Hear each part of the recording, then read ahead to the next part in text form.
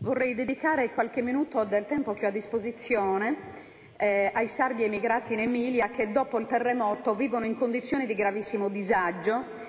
In tanti hanno perso la casa e tutti i loro averi, c'è chi vive in tenda e in alloggi di emergenza, addirittura ci sono sardi che vivono in alberghi molto lontani dal loro posto di lavoro.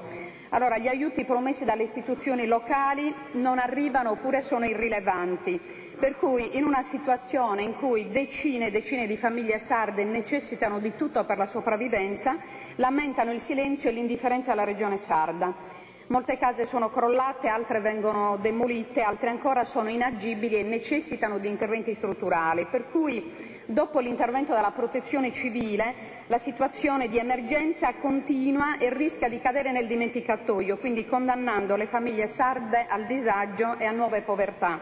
Quindi in concreto avrei voluto dire al Presidente che è uscito che in questi casi si interviene finanziariamente tagliando spese superflue di cui tutti conosciamo la lunga lista.